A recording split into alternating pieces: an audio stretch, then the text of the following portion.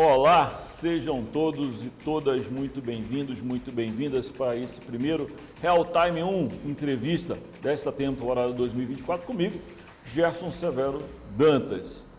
Recebemos hoje no estúdio um convidado para lá de especial, cearense da gema, mas amazonense de coração, comeu jaraqui, não saiu mais daqui e aqui está fazendo uma bela carreira política desde 2018. Deputado federal eleito em 2018, naquela onda da direita no Amazonas, se reelegeu com quase o dobro dos votos no ano seguinte, é um bolsonarista de escola, está pré-candidato a prefeito de Manaus e o Real Time 1 tem o prazer e a honra de receber, e já agradecendo pela gentileza de atender o nosso convite, deputado federal, capitão Alberto Neto. Muito obrigado mesmo por atender o nosso convite de entrevista. Como vai? Gerson, é um prazer estar aqui no Real Time. Tenho certeza que vai ser uma entrevista com bastante conteúdo. E você que está em casa, não perde e aproveita para compartilhar. Vai ser muito interessante. Informações preciosas, tanto do que a gente está fazendo em Brasília, como os bastidores da campanha de 2024. Eleição é o nosso tema em 2024, mas 2023 o capitão Alberto Neto teve um ano bastante profícuo, aprovou 4 leis no Congresso Nacional. Eu queria que você falasse um pouquinho de cada uma, resumidamente. Vou tentar. Porque 4 leis não é para qualquer um, né? Às vezes o cara passa anos lá e não aprova uma lei. Não, já vi casos de vários mandatos sem nenhum projeto sancionado. Então não foram só 4 leis que passaram na Câmara Federal, foram 4 leis de minha autoria que foram sancionadas pelo presidente da República e hoje é lei. Então, de aspectos políticos bem diferenciados, né? Como a do Cordão, a da Zona Franca. Sim. E todos sancionados por um presidente ao qual o senhor faz oposição, né? Interessante. Mas é um trabalho que começou em 2019, né? Desde 2019 que a gente vem fazendo um grande trabalho parlamentar e agora em 2020 a gente conseguiu colher esses frutos. Então, mesmo sendo oposição ao presidente, o atual presidente, da oposição ao PT, todo mundo sabe disso, muito claro. Sou do partido do Bolsonaro, sou do PL, o Partido Liberal, mas mesmo assim nós conseguimos esse feito de 4 leis sancionadas nesse ano. A última foi agora, na última semana do Congresso. Vou tentar resumir. A primeira foi em relação a uma experiência que eu trouxe da segurança pública, que é o combate à violência doméstica no nosso país. O Brasil é o 5º país no mundo no número de feminicídios. Então há uma violência contra nossas mulheres, há uma perseguição com as nossas mulheres nesse país. E uma experiência que eu percebi na minha atividade policial é que o fator econômico, ele é muito forte para que ela não saia da casa do agressor. Gerson, vou te dar um exemplo. Eu chegava para prender um agressor, a mulher estava violentada, espancada, chorando, agarrada ao filho, psicologicamente totalmente destruída, a família destruída em si, mas quando eu ia colocar o agressor no xadrez, muitas vezes a mulher chegava, pedia, policial, por favor, não leva ele para a cadeia, não, dá só um susto, porque senão amanhã não vai ter o que comer aqui em casa. E isso destruía meu coração. Então, quando eu tive a oportunidade de me tornar deputado federal, eu trouxe essa experiência e conseguimos sancionar esse ano uma lei que separa 10% das vagas do Cine, que é o Sistema Nacional de Emprego, para as mulheres que sofrem violência doméstica. É o Estado colocando essa mulher no mercado de trabalho para que ela não possa se sujeitar a uma violência dentro de casa, ao agressor. O feminicídio ele não acontece, Gerson, de um dia para a noite. São anos e anos de agressão até acontecer o caso mais grave. Vem escalando, né? Vem escalando. Então a gente precisa tirar essa mulher da casa do agressor para salvar a vida dela. Então é uma lei importante para salvar as mulheres da violência doméstica no nosso país. E a do Cordão, deputado? A do Também Cordão me pareceu uma iniciativa foi uma ideia que eu vi lá em Londres, no aeroporto de Londres, que as pessoas tinham dificuldade de identificar algumas deficiências, que são deficiências que nós chamamos de deficiências ocultas. Por exemplo, se a pessoa... Deficiências de saúde. De saúde, né, que está previsto na nossa legislação, que precisam ter prioridades. Por exemplo, se a pessoa é surda, ou então se um autista, você não vê a cara da pessoa que a pessoa é autista ou não é, mas ela precisa ter determinados cuidados, principalmente no aeroporto. Então eu vi e essa experiência estava chegando no Brasil. Ao perceber isso, eu falei, não, então bora transformar o cordão de girassóis, que já está em 129 países, como símbolo nacional das deficiências ocultas. Então, por exemplo, se um autista precisa fazer uma viagem, então ele coloca o cordão, se ele achar necessário, e os funcionários do aeroporto já vão identificar que aquela pessoa precisa de um tratamento diferenciado, que ela vai ter que ter prioridade, por exemplo, na fila de entrada do avião, num assento diferenciado. Isso tudo vai... E a população ao redor também vai entender... O senhor mapeou no seu projeto, que agora é lei, quantas deficiências ocultas existem? Tem isso? Não, é muito extenso o número, só que são poucas que têm a prioridade dentro da lei. Porque, às vezes, você tem uma deficiência oculta, mas essa deficiência ainda não te dá a prioridade em si. Mas as que tem já na nossa legislação, por exemplo, o autismo,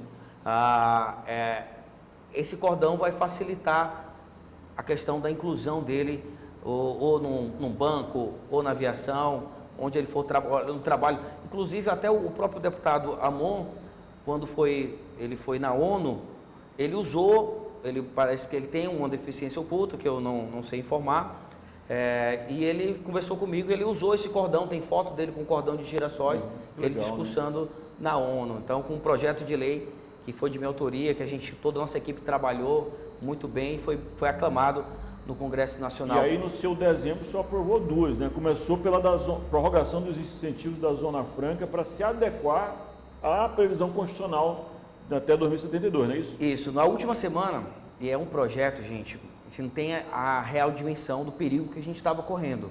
Imagina, a lei de informática, que nós temos a nossa lei de informática, que é diferente fora da Zona Franca. E ela ia acabar agora, 31 de janeiro, ou 31 de dezembro. 1º de janeiro, nós íamos perder os incentivos fiscais para o nosso polo de informática. Imagina, daqui a pouco a Samsung indo embora, a Positivo, a Philco. E são milhares de empregos. É um polo que gera 60 bilhões no nosso estado. Talvez o polo mais importante. E ia acabar agora. Então, um projeto que eu comecei a construir em 2019 e na última semana, para terminar os 45 segundos do tempo, nós conseguimos aprovar. Depois, no Senado Federal, o senador Omar foi o relator e foi sancionado. Parabenizar também o deputado Sidney Leite, que me ajudou muito nesse projeto, que ele tinha um projeto também apensado ao meu, então nós construímos juntos, fomos, aquela movimentação de bastidores, fomos lá na casa do Arthur Lira, implorar lá, pauta, por favor, nossa Zona Franca vai acabar. A gente está passando por uma reforma tributária agora que a gente não sabe o que vai acontecer. Se a gente perder os incentivos da lei de informática, vai ser um desastre. São milhares de empregos para o nosso povo.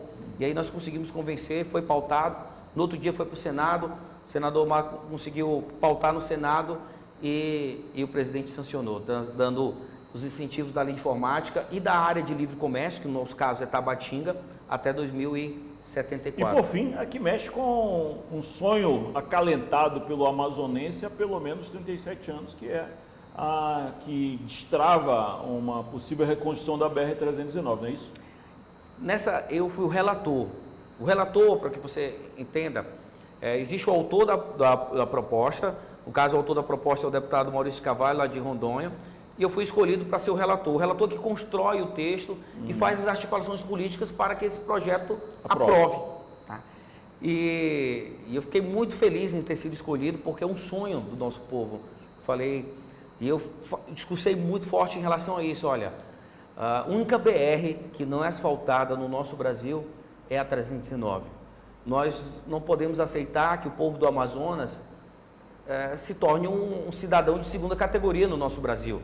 Nós queremos pertencer realmente ao nosso país. Porque é muito bonito se a gente fala, a floresta amazônica, nós preservamos 60% da nossa floresta, 97% da nossa floresta, mas a contrapartida que nós temos é miséria e um isolamento geográfico.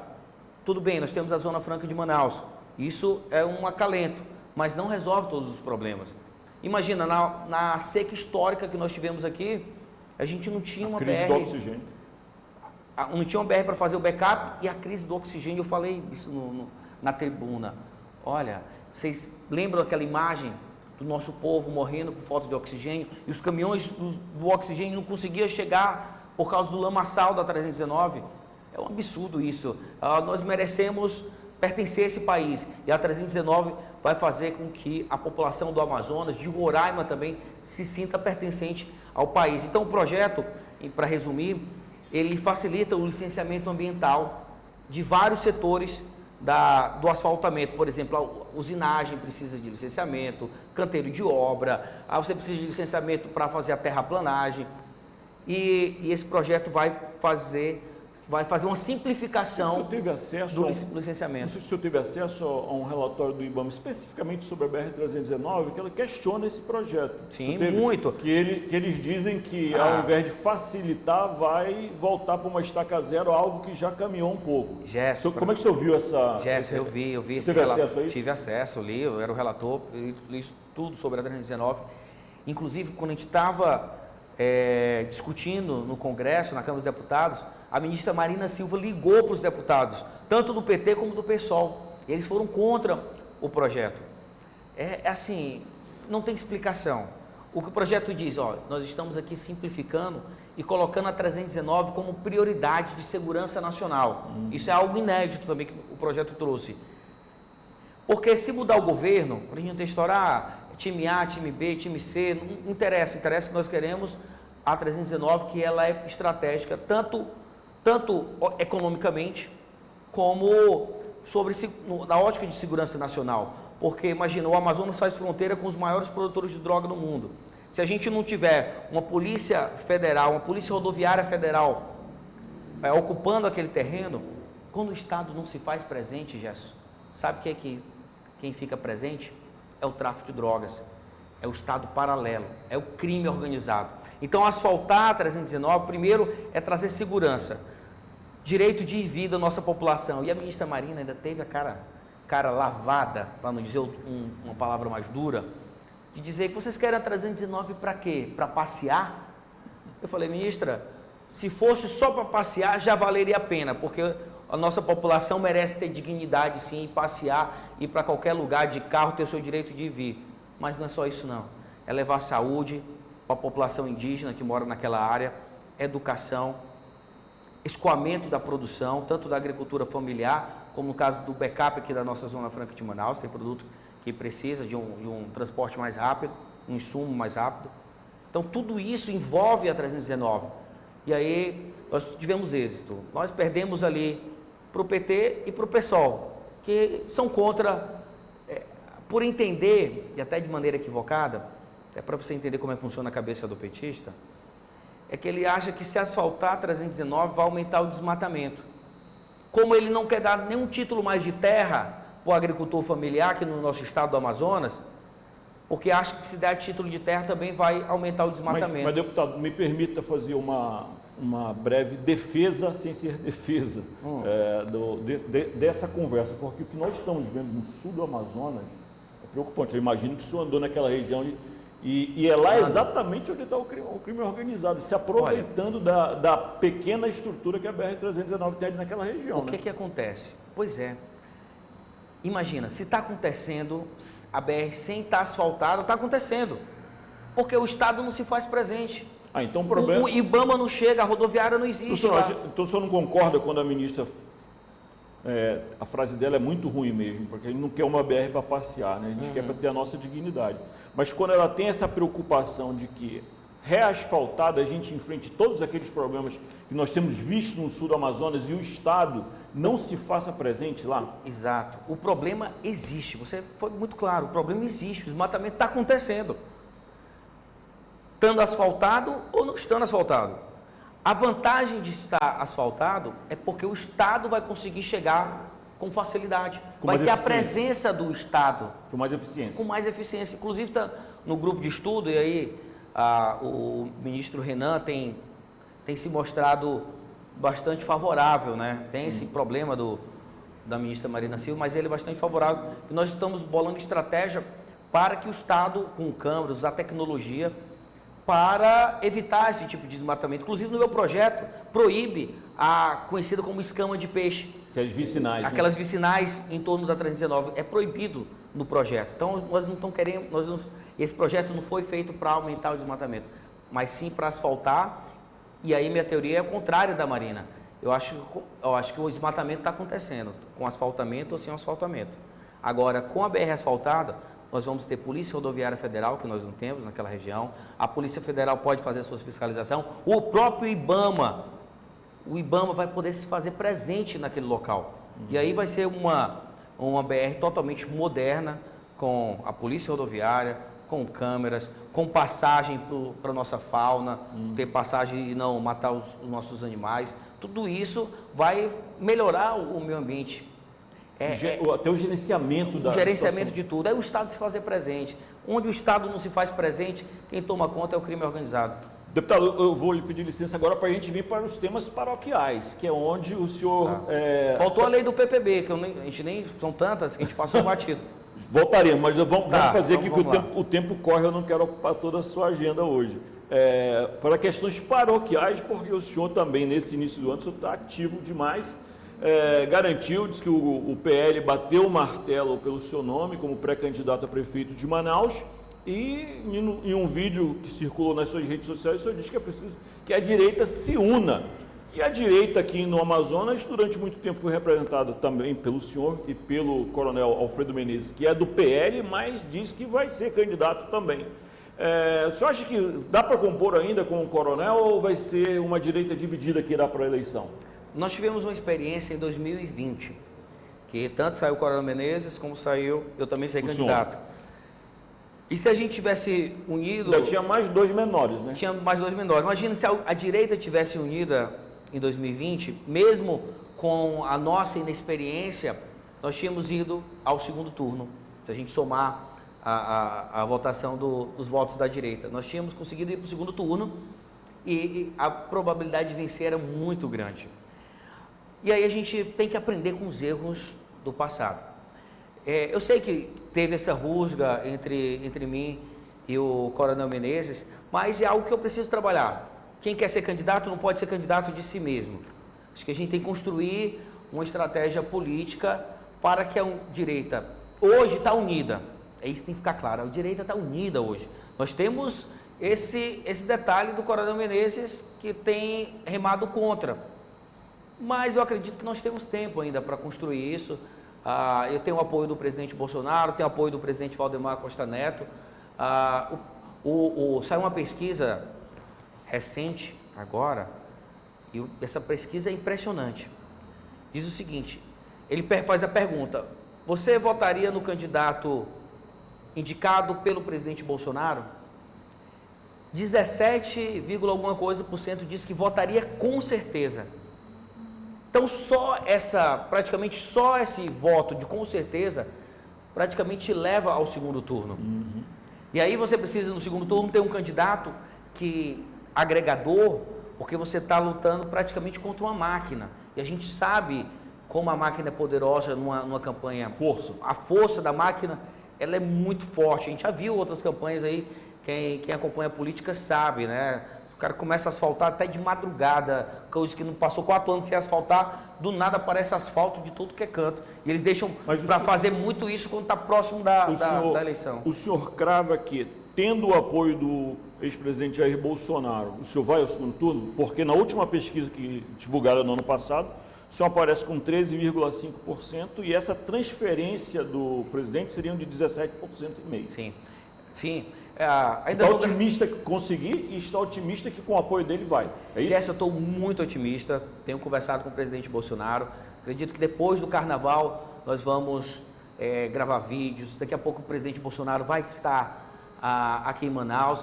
Já tem um compromisso do presidente Bolsonaro, da Michelle Bolsonaro, viajar todo o país, onde o PL tem candidato nas principais cidades. Manaus é a 7ª capital do país, então é prioridade do nosso partido. Então nós estamos construindo uma candidatura muito sólida e com a força do nosso presidente Bolsonaro nós vamos chegar no segundo turno. Vou fazer o meu dever de casa, estou fazendo um projeto, aperfeiçoando o projeto de governo de 2020, um projeto muito mais moderno. Está vindo outros apoios, pessoas... Sabe que eu queria falar com o senhor também, porque há uma obrigação legal de todo candidato a cargo executivo a depositar no Tribunal Regional Eleitoral um plano de governo. Esse plano de governo, ele é esquecido imediatamente após o candidato ser diplomado e empossado no cargo. Essa tem sido a trajetória.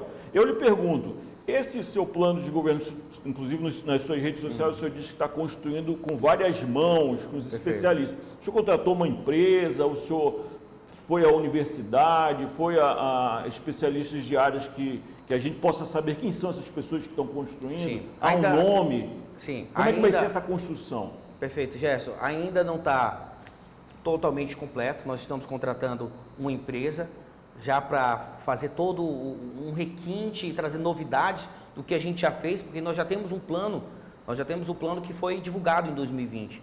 Estou pegando esse plano e fazendo uma modernização desse plano. Eu dei até um spoiler esse fim de semana, um exemplo que é a questão do lixo na nossa cidade. Imagina, Manaus, capital da floresta amazônica, ainda tem lixões a céu aberto. E parece que a prefeitura ainda quer contratar um outro lixão, contaminando o nosso lençol freático, contaminando a nossa cidade, dando um péssimo exemplo de sustentabilidade. Manaus tem que ser referência em sustentabilidade. E aí o projeto vem cuidar muito bem disso. Eu trouxe um projeto de Singapura, que lá é lixo zero. E ele pega todo o lixo da cidade e transforma esse lixo em energia.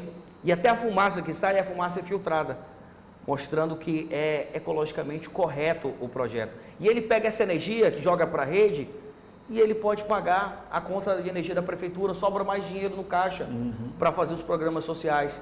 Tem projeto que você pega o lixo e transforma em gás de cozinha. Uma parte desse lixo pode virar gás de cozinha. E aí você pode fazer um projeto do gás social.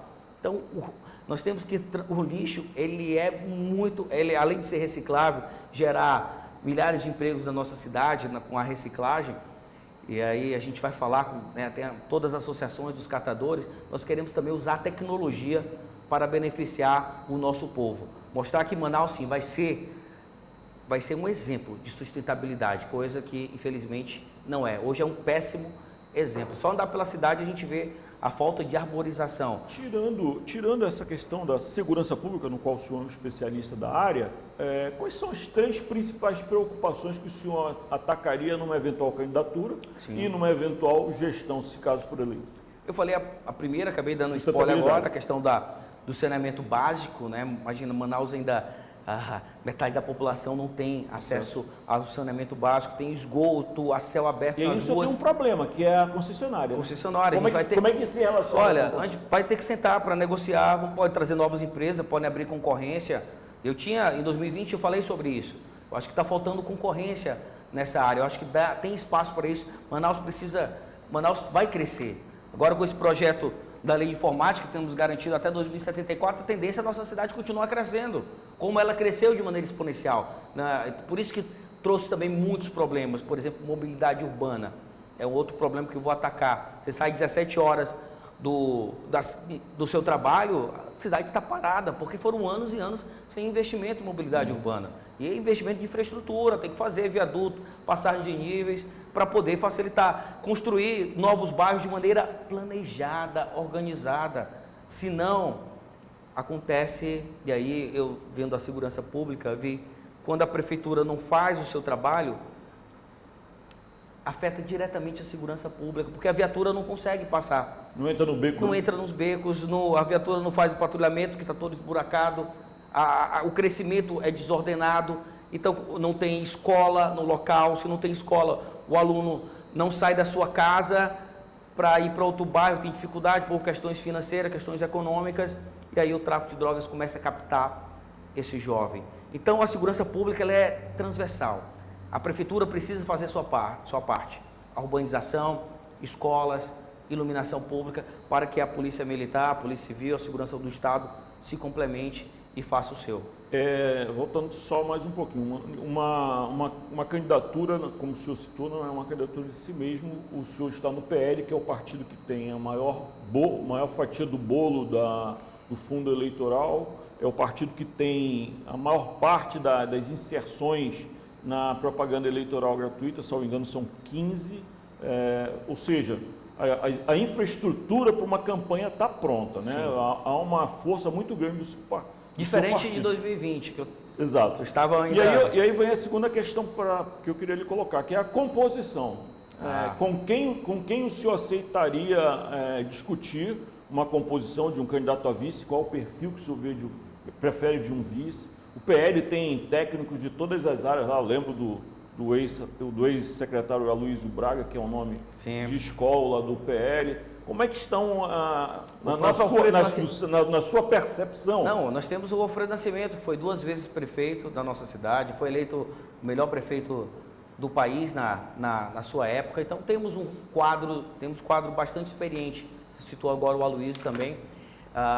Isso está sendo discutido ainda. Não posso nem te dar um spoiler agora em primeira mão, porque ainda é muito prematura. A composição do vice, ela é trabalhada praticamente até os 45 do segundo tempo. Eu já vi caso, não sei se você lembra do caso do governador Wilson Lima, que ele era o vice do Marcelo Ramos, virou tudo para prefeito. Aos 45 do segundo tempo entrou o Josué Neto, né? Então tem essas coisas da política, né? E a gente quer construir pessoas que têm o mesmo pensamento que o nosso, da economia liberal, os nossos valores, ser realmente de direita. E a gente está conversando com algumas pessoas para construir, não ser uma chapa pura. Acho que dá para... eu conversei já com o governador do estado, há uma simpatia, eu tenho uma amizade com ele muito forte desde 2018, todo mundo sabe disso. A gente sabe que tem o outro candidato, que é o Roberto Cidade, que também tem uma proximidade, é o presidente da Assembleia. Não tem vida fácil para ninguém. Então, eu estou fazendo a minha parte. Estou fazendo a minha parte para chegar, para que o Partido Liberal, para que você que apoia o presidente Bolsonaro, tenha um candidato preparado, com apoio político, com condições, com infraestrutura, para fazer bonito nessa campanha, te representar bem e vencer a eleição. Inclusive com o próprio Davi Almeida, não há uma hostilidade do PL com o prefeito? Não, né? Tinha até uma conversa, sim, né, com o atual prefeito. O problema é que todos os passos do prefeito foram se aproximando da esquerda. Uhum. Então, quando você visualiza isso, então não faz sentido mais essa proximidade do atual prefeito, porque ele se aproxima de oponentes do Bolsonaro. Uhum. Então, como é que o eleitor vai enxergar isso? Muito, muito complicado. Por isso que eu coloquei meu nome, até vendo esse cenário, me estimulou a colocar o meu nome como pré-candidato e tive apoio do grupo, de todas as lideranças da direita, as lideranças do PL, em torno do meu nome, porque o povo do Amazonas merece ter, nessa campanha de 2024, um representante legítimo da direita, com apoio do nosso presidente Bolsonaro, para que a gente possa mostrar a nossa força e sair vitoriosos dessa campanha, porque a campanha de 26 passa pela de 24. Uhum. Nós temos que estar bem municiado para enfrentar uma eleição que vai ser muito difícil em 26, porque a gente vai também disputar contra a máquina. Então, imagina, o PL precisa ter as principais prefeituras do nosso país, e Manaus é uma delas. E aí, deputado, o senhor tem que ter também uma bela bancada na Câmara Municipal de Manaus. Como é que o PL está tratando disso? É o senhor mesmo que trata disso? Ou é o presidente da estadual, que é o ex-prefeito Alfredo Nascimento? Como é que é essa composição? Até porque a tal da nominata, que é o total de candidatos de um partido, sim, ela está mais restrita, né? Verdade. Até você que para entender um pouco da legislação, na legislação passada, em 2020, o número de candidatos a vereadores, você pegava o partido e o número de candidatos era vezes 3. Então, vezes 3 o número de cadeiras. 42 vezes 3. Imagina a quantidade de candidatos que nós tínhamos. Agora mudou. Agora é o número de cadeiras mais um. Então, se nós temos 41, o PL vai ter 42 candidatos. Aí 30% disso é composto por, no mínimo, mulheres. Pode ter mais, pode ter 40, pode ter 50, 60, mas o mínimo tem a restrição de 30% de candidatura feminina. Então, nós já estamos, eu sou o presidente da Municipal, já venho trabalhando isso desde o ano passado, não é de agora, já estou visitando vários pretensos candidatos a vereador, indo lá na base, ele faz a reunião. Então, você que quer ser candidato pelo Partido Liberal, você que é de direita, você que apoia o nosso presidente Bolsonaro, venha para o PL, e aí eu vou fazer uma visita a você, vou ver o seu potencial, né, para saber se realmente você tem condições de disputar uma eleição, se você realmente tem voto, né, porque para vencer precisa ter voto, e aí nós vamos te ajudar. O partido, como o Gerson, você falou, nosso partido tem uma estrutura muito boa hoje. Nós somos o maior partido do Brasil. Então nós vamos ter fundo eleitoral, fundo partidário, tempo de TV para te ajudar a fazer uma boa campanha e vencer essa eleição. Lógico, com teus méritos. Mas o capitão Alberto Neto vai te ajudar. O Alfredo Nascimento me ajuda muito, apesar de ser o presidente estadual e ele tem que atender muitos municípios, mas também atende e dá várias dicas de possíveis candidatos.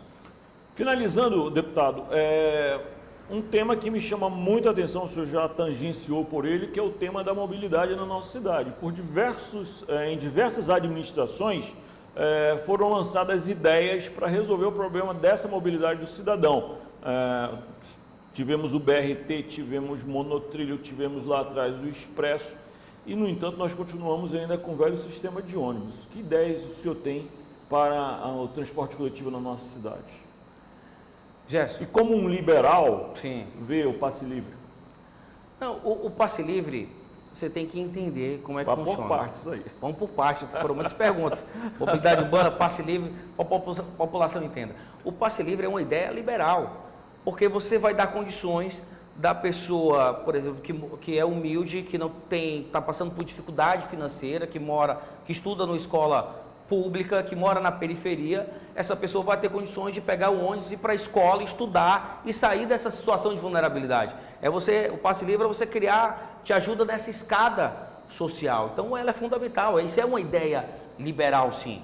O que nós temos que fiscalizar é que se esse subsídio, fora a questão do passe livre, do preço da passagem, a gente vai ter que fiscalizar tudo isso, a gente vai botar na ponta do lápis, ver se esse dinheiro realmente está indo para a população, porque hoje a gente não vê isso. A gente vê o ônibus sucateado, inclusive foi aprovado até agora na Câmara dos Vereadores, para aumentar o número de tempo de ônibus, como os vereadores estão pedindo, vamos ter mais ônibus sucateados na nossa cidade. É um absurdo isso. Nós queremos era para fazer o contrário, era para transformar a nossa frota, por exemplo, tudo uma frota elétrica. A questão da sustentabilidade, a gente consegue até fundo para isso, a gente consegue usar até o fundo amazônico para comprar e mudar essa frota, mostrar que, e aí com ônibus elétrico vai ser mais econômico, a passagem naturalmente pode ser mais baixa, mais barata. Então é um exemplo em relação à questão do transporte público. Agora a questão da mobilidade e infraestrutura. Se você passa 10 anos sem investir em infraestrutura e a cidade cresce, por causa da nossa Zona Franca de Manaus, vai entrar em colapso. Então ninguém consegue, as pessoas só querem enxergar o hoje, só quer pegar um balde de tinta e pintar lá, fazer a faixa azul, pintar a praça. A gente tem que pensar não só no nosso governo. Começar a fazer agora. Tem que começar a fazer agora, para daqui a 10, 20 anos, porque a cidade vai continuar crescendo. Acabei de falar que aprovei a prorrogação da lei de informática até 2074. Então vai ter indústria aqui, vai vir gente de todo canto, a nossa população vai crescer, vai continuar crescendo. E aí nós temos que planejar Manaus não só para o hoje, mas para o futuro também. E é um futuro próximo, é um futuro para os nossos filhos, para os nossos netos. É inaceitável a gente não ter mais bairros planejados, a gente tem muita área ainda, e a gente fica concentrando a cidade nos mesmos lugares, e aí se beleza, você pode concentrar? Pode, mas aí tu tem que ter metrô, e aí isso demora, o investimento é elevadíssimo. Então, alargar a caixa, né? A gente precisa aumentar as nossas vias, principalmente ali a Djalma, Constantino, e já tinha um projeto antigo de colocar mão única, não sei se você já lembra. Binário. Também era um desses aí que resolveu o problema. Sim, eu acho que a gente precisa voltar a estudar isso. Manaus não pode ficar do jeito que está, porque do jeito que está já mostrou que está colapsando a nossa cidade. Não é você que tanto pega o transporte público fica, não tem praticamente vias de prioridade, são poucos lugares que tem vias de prioridade, então você fica no trânsito também, você que tem o seu carro como o transporte público é ruim, você acaba indo de carro para o trabalho. Aí você vai de carro para o trabalho e fica parado do trânsito quando sai do trabalho. É menos tempo, é menos produtivo, porque tu podia estar estudando, podia estar na faculdade, poderia ter mais tempo com a sua família, aí você perde todo esse tempo. De vida. Aí Manaus fica um dos piores índices de qualidade de vida do país. É isso, Capitão Alberto Neto, deputado, muito obrigado mesmo. Acho que demos uma boa passeada sobre a sua atuação, suas considerações finais. Gerson, obrigado por essa oportunidade. Estamos apenas no início para mostrar o grande plano que nós temos para a cidade de Manaus, né? Então, sou pré-candidato com a força e ajuda do nosso presidente Bolsonaro, do Partido Liberal, que é o maior partido do Brasil, aproveitando também para prestar conta do nosso mandato, agradecer cada voto que eu obtive da última eleição. Estou honrando esses votos, foram 4 leis sancionadas só esse ano, e essas leis, 2 em relação à Zona Franca de Manaus. Resultado disso é geração de emprego para o nosso povo. O melhor programa social é o pai de família, é a mãe de família empregada levando sustento para sua casa. Então, Gerson, foi uma maravilhosa entrevista. Show. Eu quero voltar outras vezes, que a campanha vai se aproximando, a gente tem que trabalhar para que a população possa ouvir as nossas propostas. Bem, uma boa caminhada para o senhor, um feliz ano novo para todos os senhores e toda a sua equipe. E se você gostou dessa entrevista, curta. Se gostou mais ainda, curta, compartilhe, comente, indique nas suas redes sociais, mande para o seu grupo de WhatsApp, que isso é muito importante para o nosso trabalho. Considere assinar também o nosso canal no YouTube, Realtime 1, e acompanhar o nosso portal realtime1.com.br. E até uma próxima oportunidade.